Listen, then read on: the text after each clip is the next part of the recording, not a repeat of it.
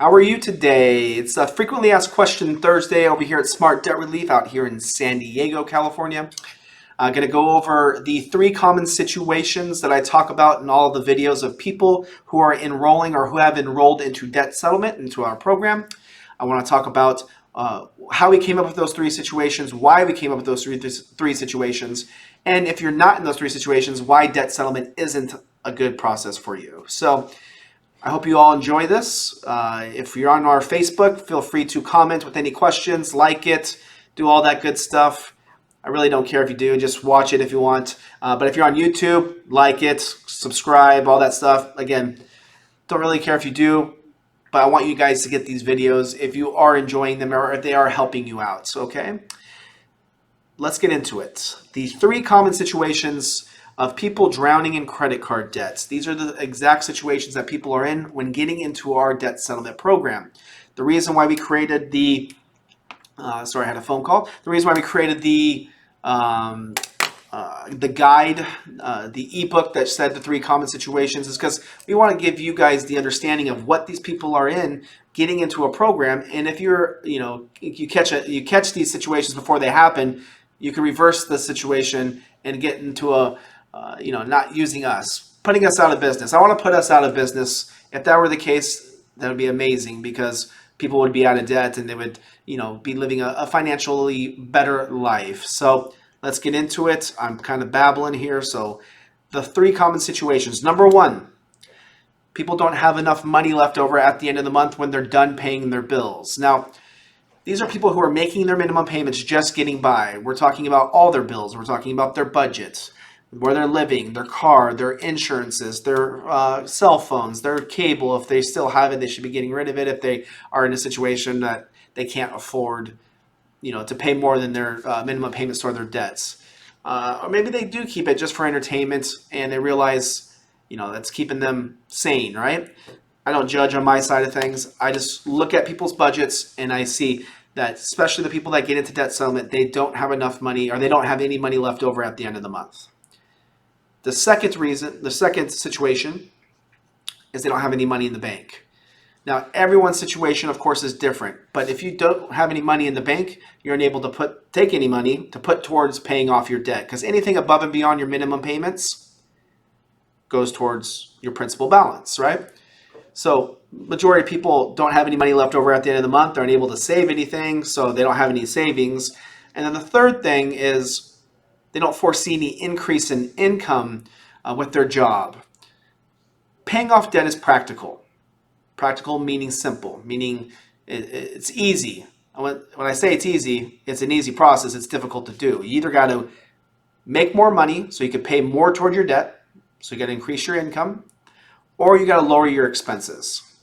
So if you're in a situation where you're, in those three situations, can't pay more than your minimum payments, don't have any money in the bank to pay down your debt, don't foresee any increase in income, you're stuck.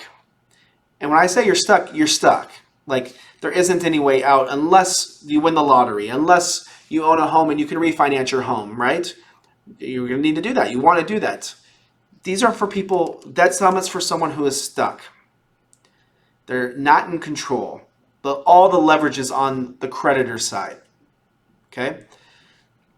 The reason I say that is because number one, it's true. And number two, we have to normalize the process of debt settlement. In 2010, the Federal Trade Commission stepped into the debt relief industry because it was the wild, wild west. You were able to charge fees up front. You were able to do things that you shouldn't be doing to people who are struggling. When they stepped in, they told companies, you cannot take any advance fees until you actually perform the settlement, until you actually perform and give results to the client. This is huge for someone in that person's situation who's stuck. Because now we're able to go in, look at their financial situation, look at their creditors, see that we can work with the creditors, and set up a plan in the next 3 to 4 years to get that person out of debt.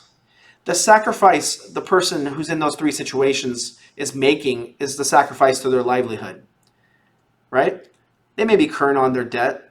They may be saying, hey, listen, I'm making my payments on time. My credit is good. But then they go try to get something and they try to get a loan to pay off their debt. They're trying to get something and they get declined. They're not qualified because they're maxed out. They are in a situation where they're, again, I said it a million times, they're stuck. So debt settlement helps that person, and those helps that person who's in those three situations. And I would say 99.9% of the people that get into our program are in those three situations collectively. Sometimes they're in two of three, sometimes one of three. It all really depends on their specific situation, but 99.9% of the time they're in those three situations. So if you are, sorry about that, that's from my computer. If you are in those three situations, you need to do something. And I hope that these videos are helping you out, whether you're going to reach out to us over here at Smart Debt Relief or reach out to another debt settlement company. The reality is that you have to do something different than what you're currently doing, because you're going to be in that debt for a long period of time, which leads me to my next point. If you watched any of my videos before, I talk about the minimum payment warning on your credit card statement. I can sit and I can tell you, hey, listen, if you just keep making that minimum payment, you're going to be in debt for 30 years. I could say that all day long. The reality is you can believe me or you cannot believe me. The reason I talk about the minimum payment warning is because on your statement, whether that's with Chase, Wells Fargo, Best Buy, Citibank, Bank of America, whatever your credit card is, whoever your creditors are, on that statement, it'll give you two little options in a minimum payment warning that says, by making the minimum payment, it's going to take this amount of time to pay off my debt.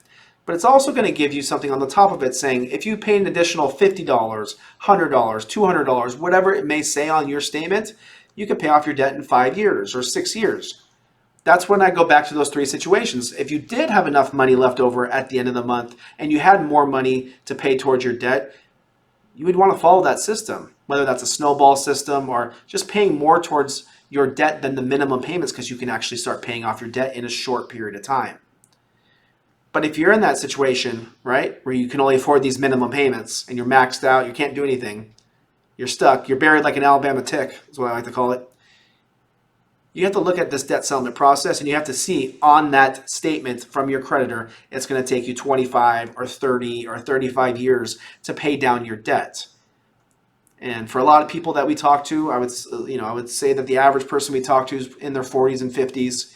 You're talking about being in your 70s and your 80s before you're actually done paying off credit card debt that with the debt settlement program can be paid off in 3 to 4 years. So I hope that clears up some things for you guys on those matters of the three common situations that people are in who are drowning in credit card debt, and also on the minimum payment warning on the credit card statement. So that's going to be this week's Frequently Asked Question Thursday.